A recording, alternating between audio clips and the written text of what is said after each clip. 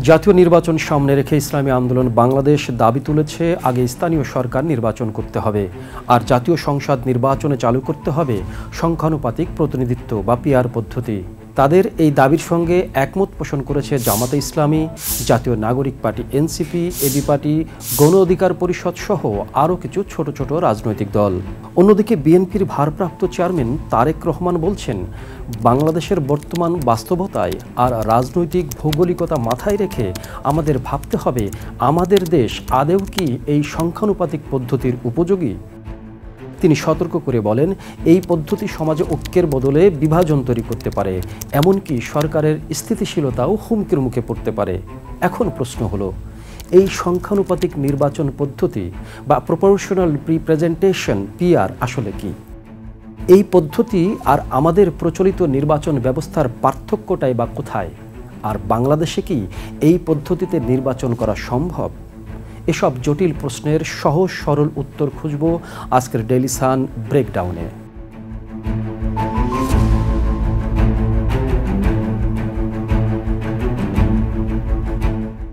আনুপাতিক প্রতিনিধিত্ব বা পিআর হচ্ছে এমন এক ধরনের নির্বাচনী ব্যবস্থা যেখানে ভোটের অনুপাতে আসন বণ্টন করা হয়। মানে ভোটাররা সরাসরি কোনো প্রার্থীকে ভোট না দিয়ে ভোট দেন একটি রাজনৈতিক দলকে। তারপর সেই দল যে পরিমাণ ভোট পায় তার ভিত্তিতে সংসদে আসন পায়। যেমন ধরুন, কোনো দল যদি মোট ভোটের 10% পায়, তাহলে সংসদেও তারা 10% আসন পাবে। তবে কোনো দল যদি এককভাবে 51% বেশি ভোট না পায়, তাহলে সরকার গঠনের জন্য অন্য দলগুলোর সঙ্গে জোট করতে হবে। বিশ্বের অনেক দেশেই এই পদ্ধতি চালু আছে। সাম্প্রতিক এক জরিপ বলছে 170টি দেশের মধ্যে 91টি দেশেই আনুপাতিক পদ্ধতিতে নির্বাচন হয়। দক্ষিণ এশিয়ার কিছু দেশ, ইউরোপ সহ অনেক উন্নত দেশেও এই পদ্ধতি অনুসরণ করে নির্বাচন হয়। এই পদ্ধতির প্রথম ব্যবহার শুরু হয় 1889 সালে বেলজিয়ামে, এরপর 1907 সালে ফিনল্যান্ডে, আর 1909 সালে সুইডেনেও চালু হয় এই পদ্ধতি। এশিয়ার মধ্যে শ্রীলঙ্কায় 1989 সাল থেকে সংসদ নির্বাচন পরিচালনা করছে আনুপাতিক পদ্ধতিতে। নেপালে 275টি সংসদীয় আসনের মধ্যে 110টি আসনে নির্বাচন হয় এই পদ্ধতিতে, এবং সেখানে নারী ও প্রান্তিক জনগোষ্ঠীর অংশগ্রহণকে বিশেষভাবে গুরুত্ব দেওয়া হয়। এখন বাংলাদেশে যে প্রচলিত নির্বাচন পদ্ধতি সেটা কীরকম? বাংলাদেশের বর্তমানে যে নির্বাচন পদ্ধতি চালু আছে তা হলো ফার্স্ট পাস্ট দ্য পোস্ট পদ্ধতি। এই পদ্ধতিতে ভোটাররা সরাসরি প্রার্থীকে ভোট দেন। যিনি সবচেয়ে বেশি ভোট পান তিনি নির্বাচিত হন। এমনকি কেউ যদি মাত্র 1% ভোটের ব্যবধানেও এগিয়ে থাকেন, তবুও তিনিই বিজয়ী হিসেবে গণ্য হবেন। এই পদ্ধতির কারণে অনেক সময় ছোট ছোট দলগুলো সংসদে প্রতিনিধিত্বের সুযোগ পায় না। এখন এই প্রচলিত নির্বাচন ব্যবস্থার সঙ্গে এই পিআর ব্যবস্থার পার্থক্যটা কি? বাংলাদেশে এখন যে সংসদীয় নির্বাচন পদ্ধতি চালু আছে, সেখানে 300টি আসনেই অধিকাংশ রাজনৈতিক দল আলাদা আলাদা প্রার্থী দিয়ে নির্বাচন করেন। ধরুন, জাতীয় নির্বাচনে কোনো একটা আসনে 4টি দল থেকে 4 জন প্রার্থী লড়ছেন। ভোট পড়েছে 85%। এর মধ্যে 3 জন প্রার্থী পেয়েছেন 20% করে, আর চতুর্থ জন পেয়েছেন 25% ভোট। বাংলাদেশের প্রচলিত পদ্ধতিতে যিনি সবচেয়ে বেশি ভোট পান তিনি নির্বাচিত হন, অর্থাৎ 25% ভোট পেয়েই চতুর্থ প্রার্থী সংসদ সদস্য হয়ে যাবেন। অথচ বাকি 3 প্রার্থীর মোট 60% ভোট কোনো কাজেই লাগবে না। এভাবে যদি সারা দেশের সব আসনে একই চিত্র ঘটে, তাহলে মাত্র 25% ভোট পেয়ে সেই দল সংসদে এককভাবে ক্ষমতা পেয়ে যাবে, যদিও দেশের 75% ভোট তাদের পক্ষে যায়নি। এতে ভোটের প্রকৃত প্রতিফলন ঘটে না এবং সংসদে সব দলের প্রতিনিধিত্বও নিশ্চিত হয় না। তাই নির্বাচন ও রাজনৈতিক বিশ্লেষকদের মতে ভোটের যে অনুপাতে দলগুলো জনগণের সমর্থন পায়, সেই অনুপাতে যদি সংসদে আসন পায়, তাহলে সেটা হবে আনুপাতিক প্রতিনিধিত্ব ব্যবস্থা। এই পদ্ধতিতে দেয়া প্রতিটি ভোট কাজে লাগে। সংসদে সব দলের একটা প্রতিনিধিত্ব থাকে। বিশেষজ্ঞরা বলছেন, আনুপাতিক নির্বাচন হলে একদিকে যেমন স্বৈরতন্ত্রের ঝুঁকি কমে, অন্যদিকে জনগণের মতামতের যথাযথ প্রতিফলন ঘটে। তারা আরও বলছেন, সব রাজনৈতিক দল রাজি হলে এই পদ্ধতি চালুর ব্যাপারে এখনই কার্যকর আলোচনা শুরু করা যায়। অনেক দেশেই এই পদ্ধতি চলছে।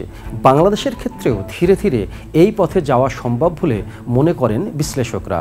বাংলাদেশে আনুপাতিক পদ্ধতিতে নির্বাচন কি সম্ভব? বাংলাদেশে এখনও আনুপাতিক নির্বাচন পদ্ধতি চালুর বিষয়টি অনিশ্চিত। এই পদ্ধতি চালু করতে হলে প্রথমেই প্রয়োজন হবে রাজনৈতিক দলগুলোর মধ্যে ঐক্যমত্য, পাশাপাশি দরকার সংবিধান ও আইন সংশোধন। যদি দলগুলোর মধ্যে ঐক্যমত্য তৈরি হয়ে যায় আর সেই অনুযায়ী যদি আইন প্রক্রিয়া সম্পন্ন হয়, তাহলে ভবিষ্যতে এই পদ্ধতিতে নির্বাচন আয়োজনের সুযোগ থাকতেই পারে। গত এক দশকে অনেক নির্বাচন ও রাজনৈতিক বিশ্লেষকই বারবার বলেছেন বাংলাদেশে আনুপাতিক হারে নির্বাচন ব্যবস্থা চালু হওয়া দরকার। তাদের মতে এখনকার পদ্ধতি নিয়ে যেমন বিতর্ক আছে, তেমনি এই পদ্ধতিতে কোনো দল ভোটে জিতে এককভাবে স্বৈরতান্ত্রিক আচরণ করলেও তাকে ঠেকানোর উপায় থাকে না। তবে বিশ্লেষকদের অনেকেই বলছেন আনুপাতিক পদ্ধতিতে সরকার গঠন হলে তা সবসময় খুব স্থিতিশীল হয় না। কারণ এভাবে ভোট হলে বাংলাদেশে কোনো দলই এককভাবে সংখ্যাগরিষ্ঠতা পাবে না। আমরা অতীতের অনেক নির্বাচনে দেখেছি বাংলাদেশের কোনো দলই এককভাবে 51% ভোট পায়নি। এই পদ্ধতি নিয়ে মাঝারি ও ছোট রাজনৈতিক দলগুলোর আগ্রহ থাকলেও আপত্তি আছে বৃহৎ রাজনৈতিক দল বিএনপির। দলটি বরাবরই প্রচলিত নির্বাচন পদ্ধতিতে সমর্থন করে এসেছে। তাদের বিশ্বাস এই পদ্ধতিতে ভোট হলে তারা সংখ্যাগরিষ্ঠ আসন পাবে, তাই তারা কাউকে ভাগ দিতে রাজি নয়। এজন্যই তারা আনুপাতিক পদ্ধতির বিরোধিতা করছে। বিশ্লেষকরা বলছেন শুধু বিএনপি না, আওয়ামী লীগ ও বিএনপি এই দুই বড় দলের কেউই অতীতে এ পদ্ধতির গুরুত্ব দেয়নি। সে কারণেই আজও এটি চালু করা সম্ভব হয়নি। তবে তারা আরও বলছেন যদি অধিকাংশ রাজনৈতিক দল এবং জনগণের চাপ থাকে তাহলে দু একটি বড় দল না চাইলেও বাংলাদেশে আনুপাতিক পদ্ধতিতে নির্বাচন আয়োজন করা সম্ভব। সব রাজনৈতিক দলই তাকিয়ে আছে নির্বাচনের তারিখ ঘোষণার দিকে। কেউ কেউ আনুপাতিক পদ্ধতির পক্ষে মত দিচ্ছে, আবার এখনই এই পদ্ধতি চালু করা সম্ভব নয়, কারণ কোনো দেশের নির্বাচন কিভাবে হবে সেই সিদ্ধান্ত নিতে পারে কেবল জাতীয় সংসদ বা একটি নির্বাচিত সরকার।